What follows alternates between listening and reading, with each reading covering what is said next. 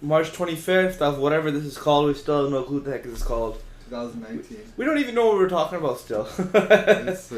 It's mostly us just coming here and talking about what's happened in the week and what's happening in the coming week. So I'm your host, co-host along with my brother. My name's Amir. I'm Gaurav. So yeah, no, we're excited about this podcast and moving forward and getting this out to y'all. And then our strategy here was to get 3 podcasts ready, and talk 3 different times to hopefully have 3 different topics created that can be available on any one of the channels that you guys listen to your podcasts on. So what that means is that we're gonna have a link tree. Link tree is just like a link that goes to other links. So if you listen on Spotify, it'll have a Spotify or a SoundCloud or an Apple iTunes link, and whatever one you listen on, you can click to it and go find our podcast on. No, directly obviously go to that podcast. And yeah, so we wanted to have 3 different topics. So say for example, if Hugh McPherson, who I met over the weekend, doesn't want to listen to our first one, but does care about the second one where you talk about skydiving. Yeah. You know, that's the one that he wants to listen to, and then at least that gives him some sort of traction to hang on to, listen to, and get some sort of understanding of what we're all about, what we talk about, what our feel is like, and subscribe. Because yeah, that's what we want you guys to do, subscribe, and then be a part of our journey. Maybe I don't even know what the point of this is, but it's definitely something that we wanted to try, see how it goes.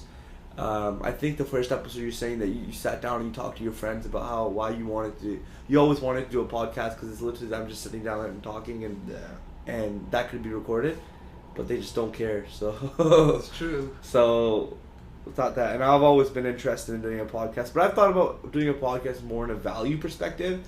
So for the perspective of mom talking about butter chicken or talking about her journey, or anybody who's interested in Mom Man listening in and tuning into her weekly topic or weekly life goal or whatever it is that MM has. And that's what I thought about it. But this is a little different. I guess some people can obviously be interested in what we talk about day-to-day basis. And the topic that we usually discuss is more business or strategy, kind of life and balanced life and what's going on in our life. I think that obviously affects what we're talking about quite a bit. But yeah, anyways, that's pretty much it. So what happened in your week? Just call Mom MM. Yeah, do it all the time. You do it all the time? Yeah, Mom Man. That's interesting. Yeah. What happened my week? Yeah. So last Monday we did the podcast. That's right. And then I've been focusing on production and sales throughout the week. I had maybe 3 or 4 meetings, did some deliveries to like Coquitlam, Surrey, Vancouver. Was successful, and then Laurent was here on Thursday, and we talked about equipment. We just purchased some new tanks. Oh, did you guys buy it? Yeah, we put it on deposit, 50%. That's legit. From where? It's from a company called Pre-Tech. Yeah. And they're based in Canada, but the tank's made in China. So it's a pre-tank Pre-Tech company that's based in Canada. Oh, okay. And Tanks made in China. Yeah. So I visited on Friday. Went to visit a different winery that had the tanks. Oh, that's what you were saying where you were gonna go visit. Yeah. Yeah. They were legit, good tanks. Where at? It was in Angel Estate Winery, which is in Delta. Shit. Yeah, West Ham Island. So give a reference. How big are the tanks that you have right now? So right now we have the biggest tank is 2,150 liters. Yeah. And then we have 12 other tanks, which range from all the way down to 500 liters to 2,000 liters. And now we're purchasing 3 tanks that are each 5,000 liters. Oh, they're all 5K? Yeah. Let's go. Powered up a bit. It's lit. That's legit. Yeah. So they're pretty big or what? How are you going to move them around? You're not supposed to move around. They just sit there and that's what you're going to do? Yeah. Because everything else you move around. Yeah. No, like the big tanks we have right now, we don't move those. Unless you actually have to, like when they're empty. Yeah, move these things even if they're empty. Yeah. They have to be put in the right spot. So do they have legs or are they going to sit at the bottom? No, they have legs. Oh, it's legit. Yes. Legs. It's actually aesthetic. Yeah, so... These tanks kind of look funny. They're just like sit on the ground, you know what I mean? Yeah. When I went to the winery, one thing I noticed, they had stainless on the far wall. which is kind of cool because you can see it gives you the effect of like the tanks. Like it gives you the effect of there's more than just the one tank there. So I kind of want the stainless in the far wall. You mean you want to put mirrors there? You want to look at yourself while you're freaking pouring wine? Stainless. It's like working out when people were looking at themselves. Why not? Then those 5,000 liter tanks. Yes. Obviously they're stainless steel, and then because you don't move them around. How are you gonna empty them and fill them back up and clean them? So basically, I'll tell you the goal of these tanks first of all. Right now we do fermentation in these small bins. They're 1,000 liters each, and it's a lot of labor. It's very intensive. Maybe takes like 3 to 4 days. 2 guys, like 10 hours a day, and then with this fermentation tank, we can cut that process down to maybe 1 day, and we can ferment 5,000 liters at one time. Yeah. Actually 10,000 liters in one time, because we're gonna use 2 tanks and use those as fermentation tanks. Oh shit! Okay, yeah. And then once the fermentation is finished, we're gonna rack the wine to the new tanks, the empty tank. Damn. And then because fermentation is basically when yeast eats the sugar and kind of poops out alcohol. At the end of the process, the solids go to the bottom and the liquid is on top, and then you move the liquid to a new tank, and then you clean that one tank, and then you move the liquid from that tank to that tank. Okay, so to give even more reference, you know the 4x6x4, they're kind of like 4x4 because of all the bulk plastic around them, the little ones. Yeah. How much liters does that hold? That'll hold like 700. 700 liters? Yeah. Holy shit! So it's about like 6 times that. It's a good shit. 7 times that. Yeah. Damn. Yeah. And you want to ferment that whole thing? Is it jacketed? Yeah, it's jacketed. So can you explain what jacketed means? So jacketed means that there's a jacket around the tank. What this jacket's process, what the jacket's use is you can pump glycol on this jacket. What glycol does, you can use this machine and you can freeze the tank, because glycol has the ability to freeze the tank. No, glycol is a refrigeration or a heat pump machine. Yeah. Literally just runs through glycol fluid all the way around the tank. Yeah. And that changes the overall temperature of the tank. Yeah. So that's what it does. So you can freeze the tank. Yeah. And why would you freeze the tank? Well, first of all, for fermentation, you would heat the tank because you want to get the wine to a certain temperature. Okay, yeah, so that's heating. And then at the end of the process, you want to cool the tank. Not frozen, but cool it, because when like it's frozen. When you cool a liquid, the solids go to the bottom quicker. That's right. It's a chemical reaction that happens. Settling. Yeah, settling, Yeah. exactly. But then a little bit down the process, you want to freeze the tank, because there's these acid crystals that are in these tanks in the wine, especially blackberry and raspberry, because they're very acidic. And after about a week to 2 weeks, they'll go to the bottom. Of freezing it. Freezing it, yeah. This was a big deal for us, like when we got the chiller, because in the wine bottles, we would get this white sediment, and people would look like that's sugar, or look really bad. The customers are pissed off about Yeah. that. And they'd come here and then we'd explain to them they're not, but they still wouldn't drink it. Yeah, but here you can educate the consumer. Liquor stores, you can't, right? 100%. The other day I had to go pick up 6 bottles of raspberry dessert wine because it had sediment. That's old wine? Yeah, it's not old wine, it's new wine. No, I know, but when did you make that? That was like maybe 6 months ago. Oh shit. Yeah, so. But now you won't have that issue anymore? No, hopefully not. But so are you doing this crystallizing thing for all of them now, or what? Yeah, raspberry and blackberry. Whatever has a glycol tank. Exactly. Right, that's right. Exactly, yeah. And we can do a lot larger batches at once. But are you going to get rid of your other tanks now, or no? Oh, keeping them. You're keeping them? Yeah. Damn, we need more space. It gives us flexibility. Yeah, of course. Well, I don't know if we need more space. You can move the barrels and stuff, and with these tanks, you're only going up. You're not going wide. You're not going wider, you're just going It's higher? a little bit wider, but you're using 3D space versus 2D space. Sure, which is the whole point, right? Yeah, exactly. It makes a big difference. And like our plan is to maybe the next 5 years to order 3 more tanks.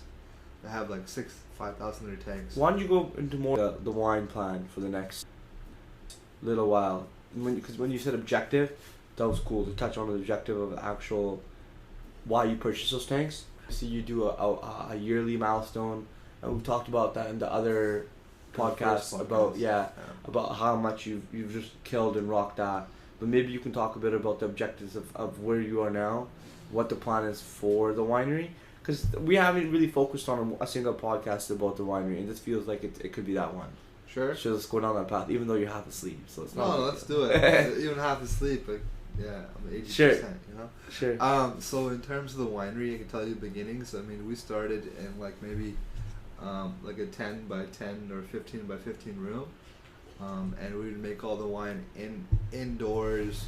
There'd be no drains. You have to like manually clean, all the juice and the wine that falls. I mean, winemaking is actually 80% cleaning and 20% winemaking, just because you have to keep things clean.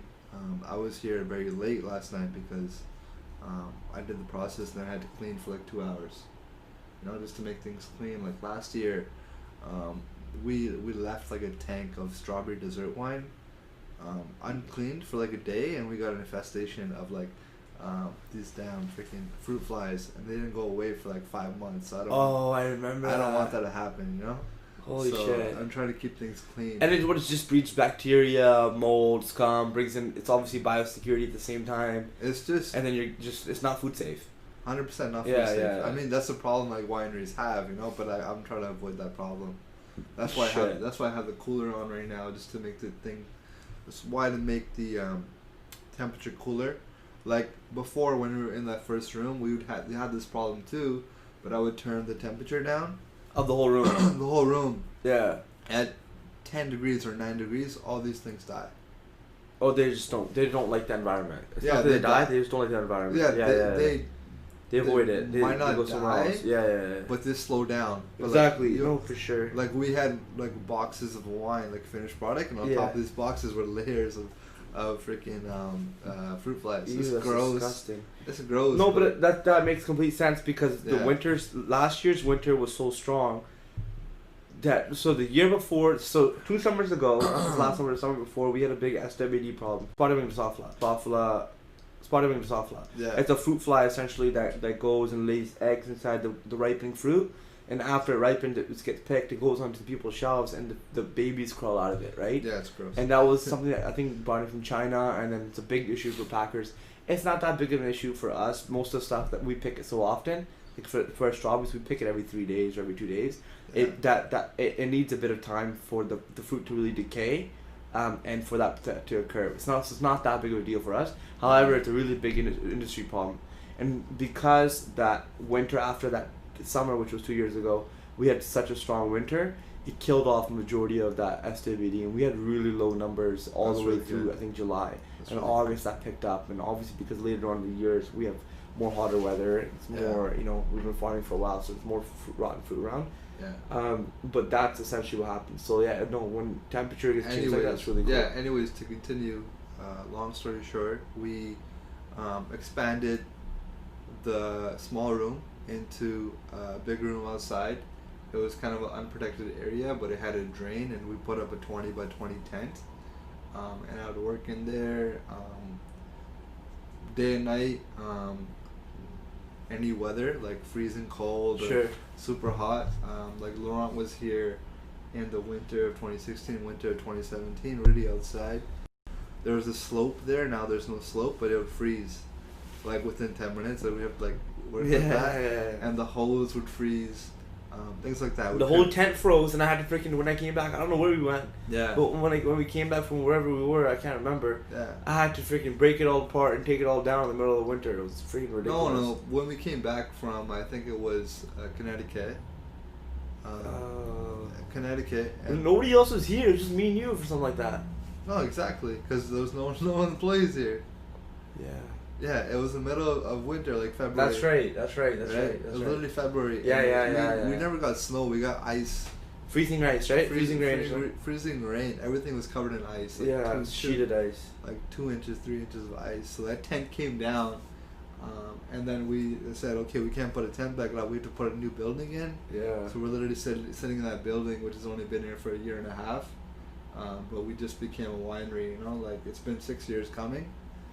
Now anyways, moving forward, so now where are you at? Now we are currently trying to grow in terms of wine sales and production. 40% a year.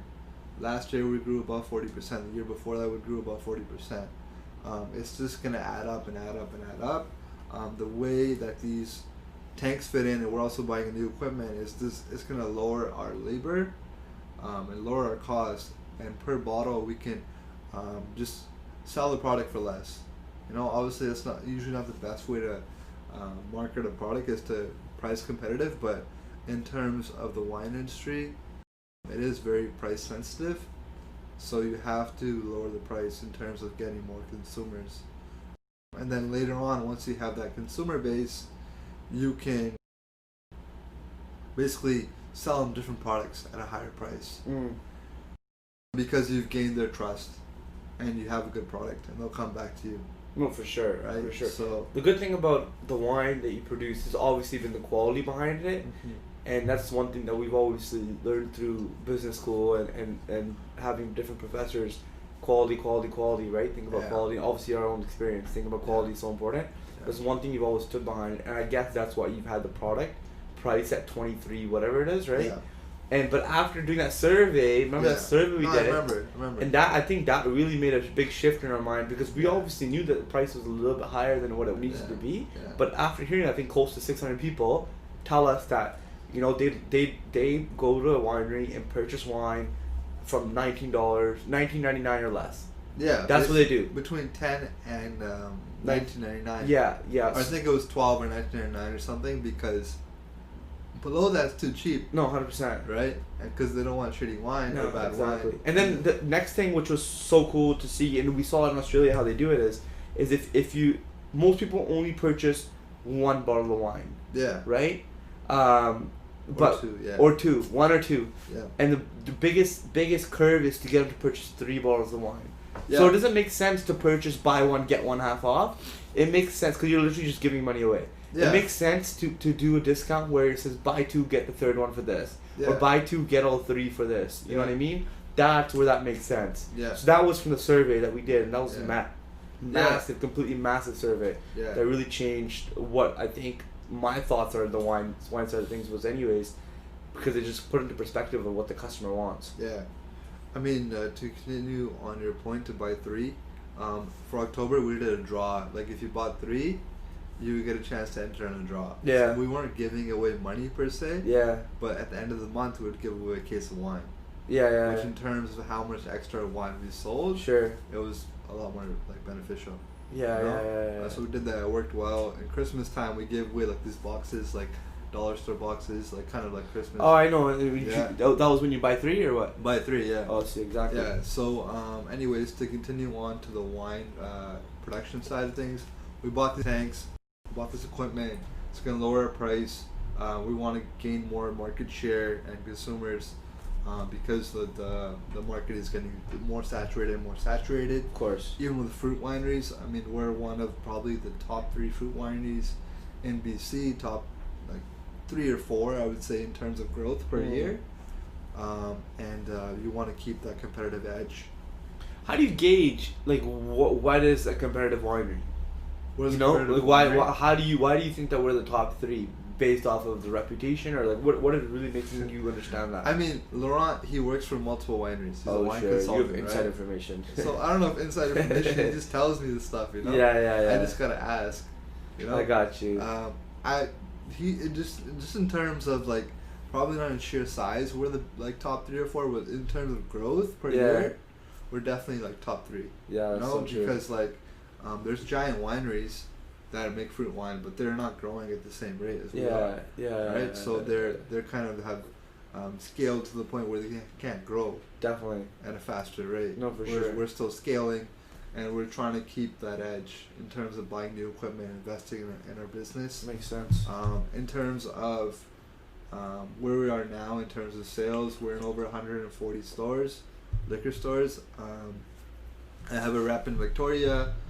We're looking for a rep for Nanaimo and Kelowna because we have stores there as well. I put some job descriptions out. I got maybe like 20 responses already. Yeah. Like 13. For that area? Yeah, for Nanaimo and Kelowna. Oh shit. I had Sabrina, like the Victoria rep, make the job description. Yeah. And I just posted it, and it went well. Oh, she made the job description? Yeah. That's legit. That's smart. It's legit, right? Yeah. And then for local market, we want to make a wine tasting crew. Just people who do wine tasting every weekend, so I'm hiring for that. Yeah. I have a couple interviews tomorrow, and then an interview or two on Wednesday and Tuesday. So, and then basically the reason why we want to hire that crew is to continue sales, because what you do is you go to these liquor stores, you set up a booth, and you sample wine for customers who come in, and then it just encourages sales. And it encourages like repeat buyers. Like, of course. In November, December, I think I mentioned in the first podcast, we did close to 100 tastings in these stores, and now like we've kind of reaping the benefits in January, February, March. Sure. Which are usually slow months for us, but in terms of organic growth, we've grown a lot. Like we have a lot more sales. Yeah. Like last like February, March, I was doing like a tasting over a weekend, to get these sales. Now I did one tasting, and we're still at like the same rate of sales. So the organic growth is good. In terms of, that's where we are now. I mean, every year I want to grow 40%. In the next 5 years, I want to get 10,000 cases. I filled out like a blog post yesterday for Carissa, is it? Yeah, Carissa. Yeah, so she gave me like questions to answer, and I filled the blog post. One of her questions is like where do you want to go in the future, this, that. I said exactly the same thing, and then I wrote, last year we won Fruit Wine of the Year, in 2018, but eventually I want to win Wine of the Year. Oh yeah. So like over the world, so yeah, that's one of my goals too. I mean, why not shoot high, you know? Sure. You own those accolades. Yeah, definitely. So that's interesting. That's cool. That's the winery side of things right now. In terms of personally, I'm trying to grow the business, so I want to focus on sales. I mean, also mention that Carissa is like, sure, I'm the winemaker per se, but I want to focus on sales because that's like my passion. It comes naturally to me. Yeah. So that's what I kind of gravitate towards. So that's it in a nutshell. Yeah. That's pretty cool. I think he will appreciate that, or other wine people that are focused on this. So that's cool, like, that we talked about winery, and then because I just mentioned inside one of the comments and under NAFTA, North America's Farmers Direct Marketing Association, which is an association that we're part. It's literally a private group of farmers on Facebook that meets once a year, at different areas in the world, and we gain knowledge throughout that convention by just talking and sharing and visiting other farms, vendors that we get to see and their products firsthand. And it's really similar to what I just went for Halloween for Haunted. But I just posted in a comment that we're doing this podcast, and he was like, I'm excited. I want to see this. Better be posting this. So it's cool because like we talk about things which are really relative to people who are in the industry that we're in. Yeah. But obviously it might be maybe what we're doing is a bit sensationalized for other people as well, because farming is a bit sensationalized, winemaking is a bit sensationalized. What do you mean that's sensationalized? Like it's a bit like it's different than the average person who's working a regular job. Yeah. It's because we're doing something which is more, it's just but entrepreneurial, and all due respect to everybody else that's not doing entrepreneurial, that's doing other things. It's whatever works for you in your life, right? Obviously we see things and say, shit man, I wish I had a 9 to 5 because it's so crazy. So but like it's a bit different, so it's a bit I don't know, sexy, I guess. That's probably me just pumping my own tires. But I feel like so it might attract a bit of an audience on that side of things, but it definitely will, I think, be something of value for those people that are part of NAFTA. That's a good place to start. So I think that's a good place for us to start and to provide that outlook. But it was really cool, this convention that I just went to. So it's a bit about what I did this week. It was mostly just getting ready for the convention. And the convention was all about haunted attractions. So people who have theme parks or farms, or just have haunted attractions, or a portion of their theme park or farm that has a haunted attraction, comes to this convention every year in St. Louis. It's the America Center. Usually every year it's the same time of year. And there's I think about 700 or 800 exhibitors, like a shit ton of exhibitors, like really, really massive.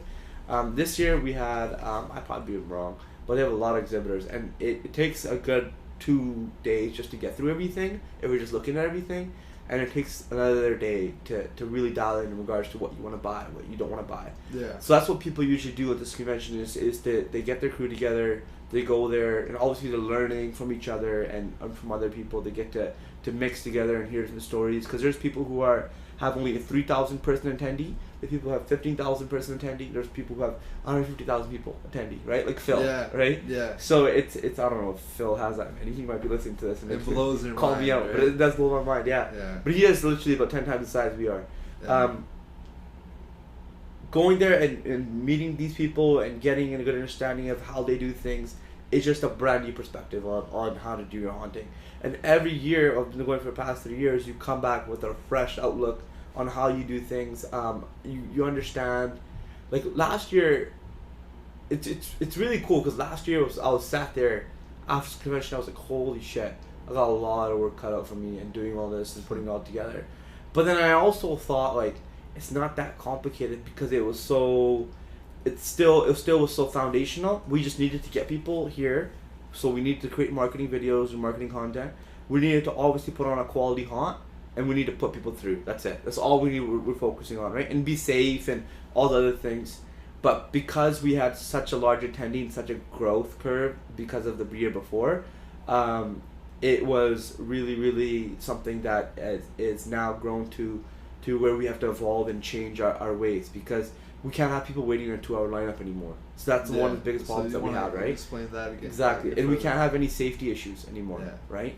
So people going in and being drunk or belligerent can't have it anymore, right? Yeah. And so, like, we met people. So I met Megan. I think Megan and I forgot her husband's name, but they have a haunt over in the East Coast somewhere. I think Toronto. Frick, I'm horrible like this.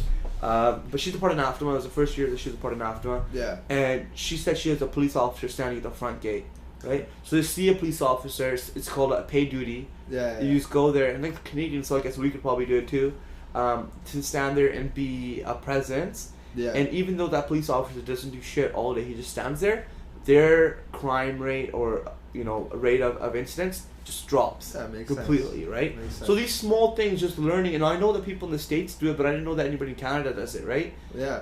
So that was really cool. Another thing that remember I told you I saw, was it Anderson is her name? No. Angela. I don't know the last name. Angela, like from Anderson Farms. I don't think that's Anderson Farms. Nikki and Bo's friend, right? Nikki and Bo's. No, that's not Nikki and Bo's boss. That's Rachel or Rochelle. But it's Mark and Angela. Saunders Farm. Okay, yeah. And that's Ontario. Mark was talking a bit about. Well, Megan had visited Mark's farm. We were standing in a circle, and Megan said that she was so impressed by how Mark and Angela were able to step away on a Saturday or whatever day it was. Yeah. And then their whole employees were able to run their show without them even being there, right? Yeah. And Megan's like, how the hell did you get to that, right? And to dumb it down, what my main takeaway was that Mark said, as long as you find the right people in regards to attitude and loyalty, right? You can train them to do whatever you want. Anything you want, you can train them to do whatever you want. Yeah. So find the right person who's in the right life path with the right attitude and loyalty. Yes. I'm sure there's a couple other characteristics, but that's the main takeaway I got. And then take them along with you through the ride. So train them. And he told me about a couple of the grants, etc. And obviously that's really important for me, because this year I ended up taking Jacob with me, right? Yeah. So taking Jacob, who's this 19-year-old kid, but he has the right attitude. He obviously, being 19 and a young man, he's obviously going through some of the same things that most people go through around that time. He wants to party, dick around and drink, etc. Yeah. But at the same time, he's also obviously interested in working hard. So having him and being a part of the haunt last year, obviously I saw the potential. And me being 19 and not that long ago, I know exactly what it's like being that time period of partying, enjoying your life, living, etc. But I'm empathetic towards what he wants to do, as long as he's empathetic towards what the business is asking him for him to do. Yeah, it makes sense. So that's essentially what I got across to him, and he was 100% understanding, because I feel like he's a bit more wiser than he is, right? So that was really, really cool. And obviously, best people at the haunt. If he hears this, his mind's gonna blow up. Phil from Twin Lakes, just because we hang out with him all the time. Yeah. So we got to meet Sandy this year as well. And Sandy is she's a manager or a director at Twin Lakes over in UK. Yes. And she does the actor training, but pretty much everything that Phil does. Phil's an owner, and so Sandy's pretty much an owner per se as well. Yeah. But she was really really cool to see, and she started off just as an office employee, office manager, and then she moved into doing a little bit more and moved into a little bit more, and then after 16 years of being at that place, she calls the shots just like Phil calls the shots. And they also talked about employees and going through the process, and he said it's just about slowly pushing your employees.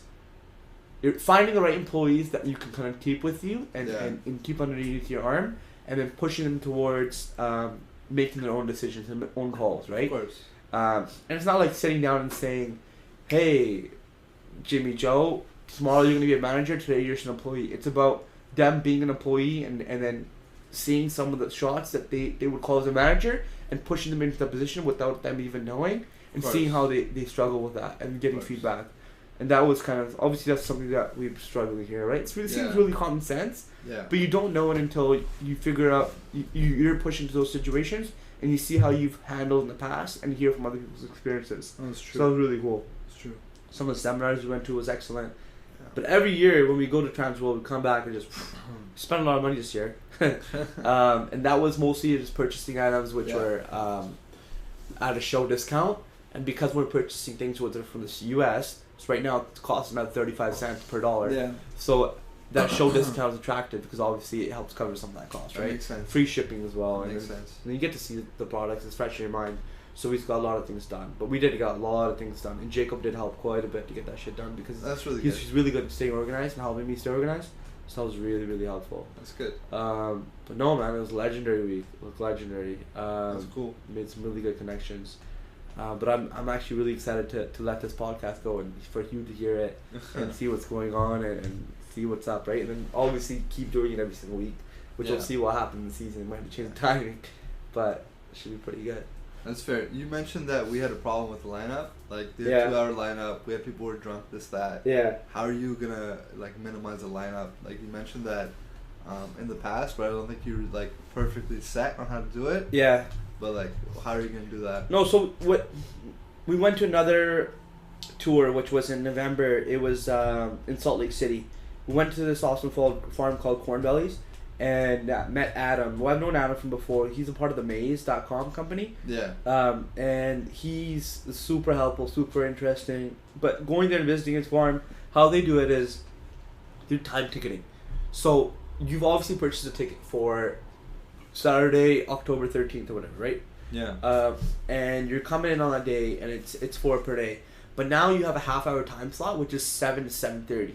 We as a company have to figure out how many people we can fit in within half an hour, sell those tickets for that time slot, and then put people in that same area for 7 to 7:30. Mm-hmm. And obviously we're not going to let in, say if it's 50 people at one time for that time slot, we'll be letting in 6 or 7 people at a time. So then they have queuing lines. So they get everybody organized in this herd of whatever, of 40 or 50 people. Then they'll put them in 6 queuing lines of like 7 people, which is 42 people. And then they'll let in those people every so often, okay? And Adam does an excellent way. He gets them all lined up in front of the shipping container. He has doors built into the shipping container with small little rooms. He has them go into that room and sit down and watch a video. And that video is when they see the instructions of don't touch the actors, yada yada yada. Same thing that Jacob and Kayla and I did in front of every single line. But now it's just done through a video. Yeah. And so it's consistent every single time. They stay involved. They're inside a room. The room can have blood, etc. all over it. Yeah. So it gets them inside the mood and gets them going. And that's really important. Another big thing that we really focused on this time was line actors. Line actors are people who are entertaining the line for that time period where they're just standing around. And Eastern State Penitentiary, Amy, Holman, and Brett, which are been big influences on the haunt and how we do things here. I actually played beer pong with Amy and kicked her ass. So that was like What they say is that your act starts from the time that people get out of their car. So when they're inside the lineup, or when they're walking to your farm, and if you have people out there in safety gear, they also have to be dressed up in some sort of haunt. Distressed clothing, distressed safety gear, whatever it is. And they have to be a part of the experience, because that's where you start making your first impression. And I don't even know, I think Brett may have said that the first impression is even online when they're purchasing their ticket. That makes sense. So yeah, of course, right? But no, learning a lot. And just so I would say keeping everybody entertained, putting them into a queuing line, organizing a queuing line, and then staying consistent in regards to the timing of letting people in. So that's obviously, it's going to be a big challenge because it's completely different than how we're doing it. But that should alleviate a lot of stress from the city in regards to parking, because people will be only here for that portion of time, right? It should obviously increase satisfaction, because if people are waiting 2 hours, that must suck, right? Nobody wants to wait in a 2-hour freaking lineup of sitting and standing. Sometimes it could be raining, right? But nobody wants that. So that's the whole point of it. And of course it will help us because we'll understand how many people are going to be coming for that time period. So that's really, really important for us as well. That's cool. So it's excellent. I think that's what we're going to do in regards to the lineup. And it's we did have a chance, because we went and saw Corn Bellies, that really opened up our mind, because people talk about it, but you don't really know it until you actually go see it. So that's, remember I was telling you that you should go travel and visit these other farms and experience these things? This is what happens when you go and see these things. Just like you went to go the Angels Winery, right? You saw how it's set up. It really just opens up your eyes. It's true. It's true. Yeah, people waiting 2 hours line. I mean, last year we had such a good experience. People didn't complain. You know, so that's a big deal. Like maybe out of maybe 2% complained. You know, and they waited almost an hour to get in. Like on our busiest day, it was literally, we're here, we closed at 10, we were here till 12. Right. So exactly. That's the product is a huge deal, and what I would like to see in terms of the time ticketing, I want to know how it'll affect the rest of the business, because I wonder, because you have all these people here and they can stay in the area for this long and they can purchase different goods in terms of the store, but how is time ticketing going to affect that? So that's a really interesting topic, because I don't know how to structure that just yet. I don't know, because of how we have our haunt on a separate area where people are actually parking. I don't know if we should be having people standing around in that area over there, or should we have standing around inside this area over here? Because if you have them standing around in that area, which is kind of near to the corn maze, we provide them, we have the possibilities of them setting up a stage, food trucks, concessions, etc., which are all just catered for this haunted corn maze, right? Whereas if we have them hanging around here, they can just purchase right from the kitchen. They can do wine tasting, etc., and then walk over for the time period, which might be the better way of going about it. I don't know 100% know, right? But it just gets difficult. You know, it gets really difficult. I would say it's better for them to hang around here, because the lights are on. It's more controlled, and we know what people are doing, right? So it might be a bit safer. But then again, I also want to add on another attraction for this year, right? So I don't know how I'm gonna do that. And that's gonna be in terms of the haunt side of things. It's gonna be called Pitch Black, and what that's gonna be is that you're gonna go through this. You're literally walking through an area which is completely freaking dark. Like, you can't see your hand in front of your face. And it's gonna be touched, so people are gonna be able to touch your face with a bloody hand, which will really just be a mitt covered in water, right? Or touch this, you'll have to feel your weight going down the walls. And there'll be water running down the walls, right? A little light will turn on, and all of a sudden your vision will be blurred. Pitch Black is hopefully the name. We actually have some of the marketing material done. We wanted to launch it last year, but we just didn't get around to how to organize it. But this year we definitely know how to organize it because of the haunt tour that we went on.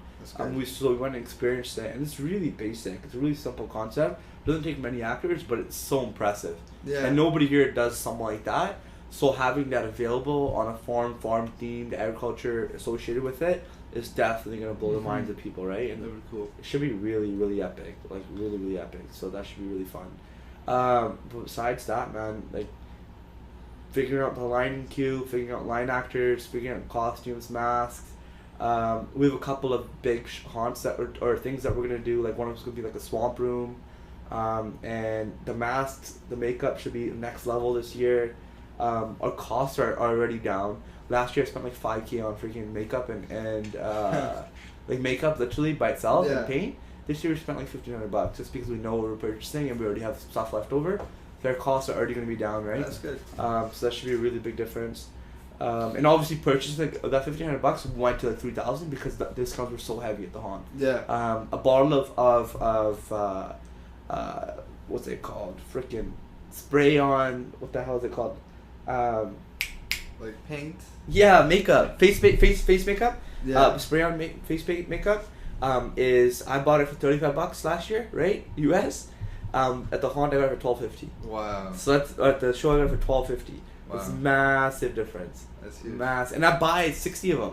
Yeah. Does that make sense? Of course. So it's $1,800, $1,900 worth freaking $800. Yeah. Massive difference. No, it makes a huge difference. Massive difference, right? So that was really cool. That's cool.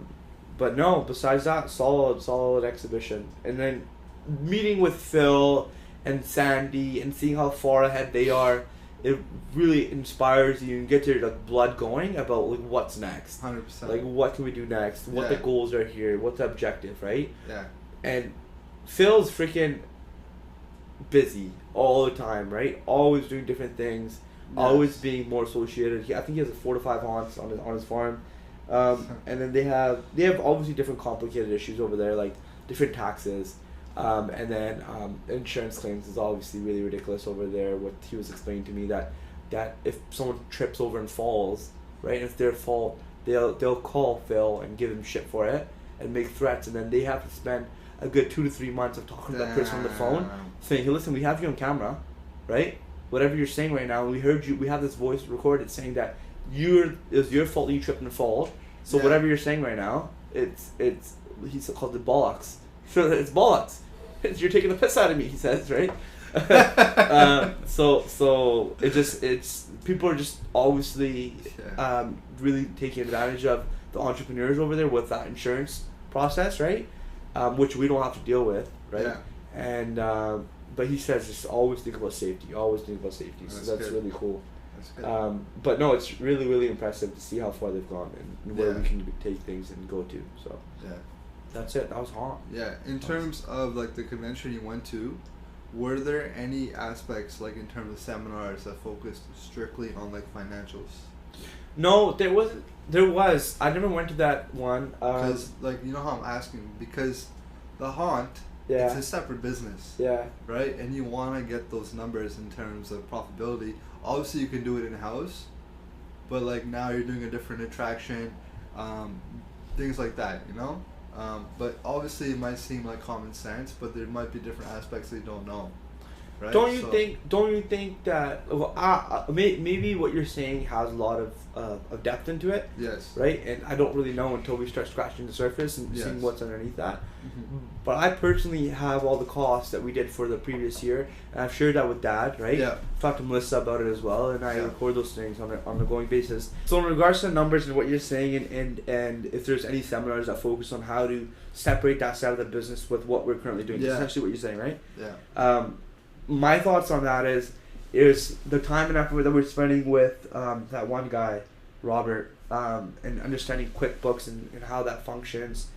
The projects per se is how they label it, but maybe it's called just segments or sub segments of the farm, and then making sure that the department leads are putting in their costs for that area, right, or are providing those costs to Melissa so she can put them in on a timely basis, or if it's a receipt business where you take a picture of the receipt and send it to Melissa, if that's the basis. I think that's essentially it, is what you're saying, right? Oh, I know. Right? Yeah. And there wasn't really... Dude, the haunt industry is pretty funny. I met some people that only had 3,000 attendees, right? And that's not... For a month? For the whole season. Yeah. And that's not a big chunk of change, you know? No, it's not. For how many costs are associated with doing a haunt, that's right? Crazy. So there's some people that have 100,000, but people that do haunt have a love for what they're doing. And obviously they figured out a way to make money off of it. Yeah. But a lot of them are doing it as a side hobby to what their current job is. And that's actually, I think, would be a large portion of that haunt industry. That's cool. And it's you can see it. I remember the tour that we went on last year. Yeah. We met this one lady. She says that she loves haunted and Halloween things so much. She pays to go to all these tours out of her own pocket, and I think she goes to like 15 to 20 different tours. Dude, that's probably like a good 60-70K of worth just like accommodation, going there, staying, because these tours are like for 4 or 5 days. If you average like a grand or like even $500 a day worth of accommodation, the ticketing fee, because the fee to go to one of these places is like $400 or $500 anyways. Yeah. And then the bus tour, etc. It's probably like $500 a day and spread over like 60 days, right? It's a freaking 30 grand, man. It's a big deal, right? That's definitely a lot. So yeah, she pays just because she has a love for it, and that's one of the extreme people I've met, right? But you could see it in her eyes. She just lit up when you talk about stuff like that. But no, there's some people like that. So in regards to economics and finance, I think it just comes down to how good of a manager you are. Phil was saying this too, is that there's so many people out here that have such good ideas, right? And there's so many cool things about what they're doing and how they're doing it. But the people that actually succeed and take things to the next level is how good of an executioner and a manager you could be. Yeah. It's how good you can manage a team, how good you can execute on your idea, how good you can get deliverables done, right? And keeping yourself accountable and having that discipline to get things done. That's cool. As Phil was saying. So he was really saying that's the most important thing, and of course finances is obviously the main meat to the business. What else is it, right? Yeah. You want to go in depth on how you create those relationships, because there's obviously people who are like our age and they want to get those mentors per se. How do you go about that? Like how did you create the relationship with Phil? You know? Yeah. Or how did you like even this random people you met? Right? I just been interested in the story. Yeah. I'm always like dead set interested into people's story like that. And I think from a younger age I've always appreciated like older mentors and the experience that they've had. So I've always been really, really interested in the stories that they say. Yeah. So for example, when Mark was standing there and Angela was standing there, they're talking and they're sharing their story.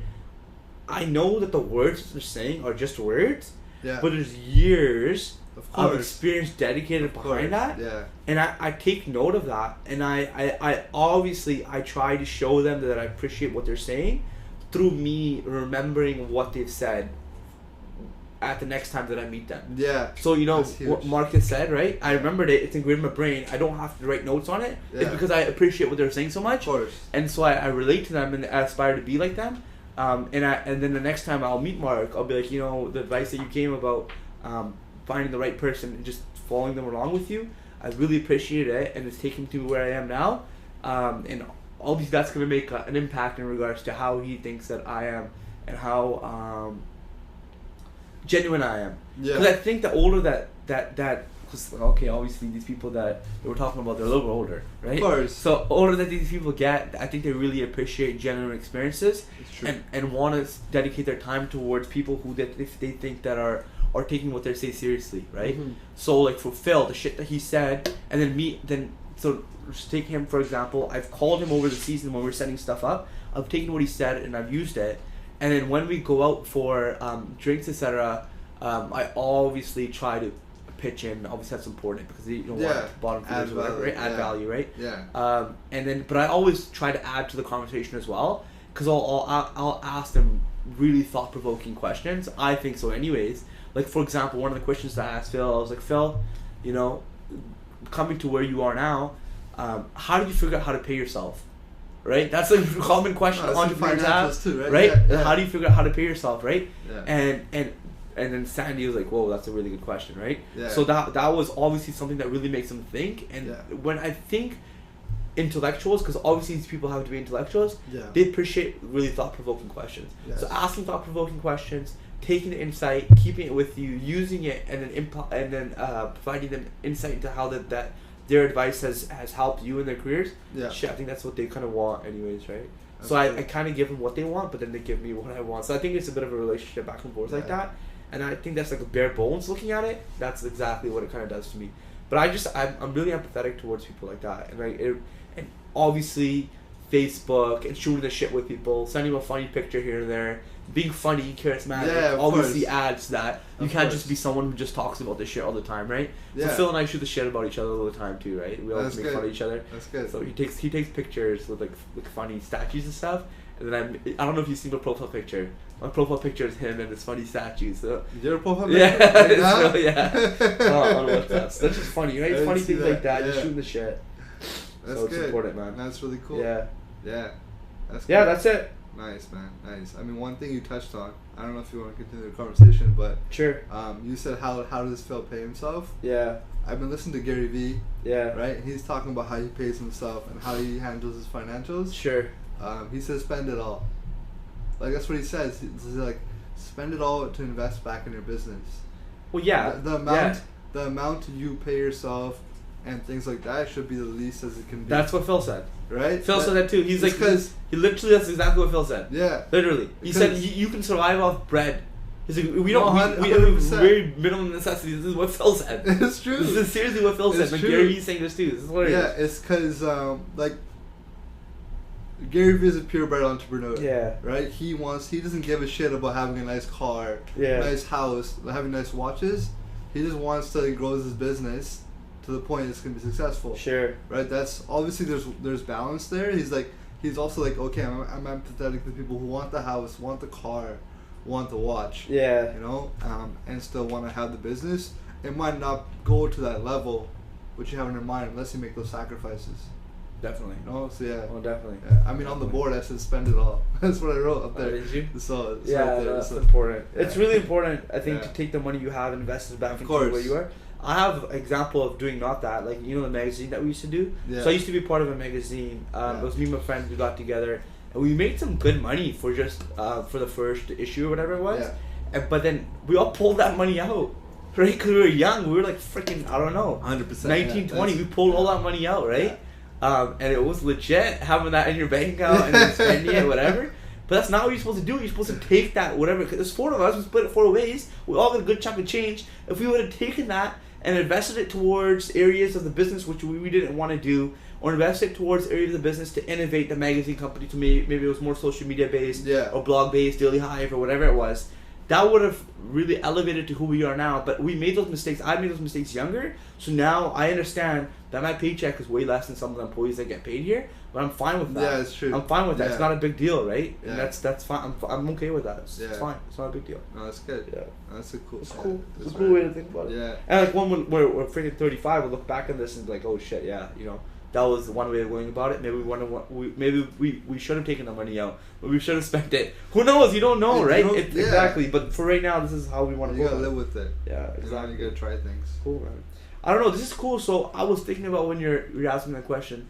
Right now, this conversation that we're having, it seems more dialed in and more well spoken about, more articulate in regards to the particular topics that we're talking about. Yes. And we're going more in depth into each topic opposed to the previous ones where we're kind of Just jumping been, like, around round from, and round. right? Yeah. So maybe there's a possibility for us to name this the titles around test, improvement one, and like, okay, now we're kind of somewhere. So maybe people can just kind of click it. I get it. Yeah. Click on each of these and they can kind of see where we're at and follow their journey. Yeah. And not like we really have a damn topic that we stuck to for the whole topic, That's right? true. We're Yeah. just kind of shooting shit back and forth. I'll ask you questions, you'll ask me questions. Yeah. So maybe that's what we can go about this, and that's what the process here is. That's I know true. Jason said, taking notes and he's understanding this. So That's maybe cool. maybe we can use Jason's insight, after this week. And so yeah, so we hopefully this goes live sometime next week.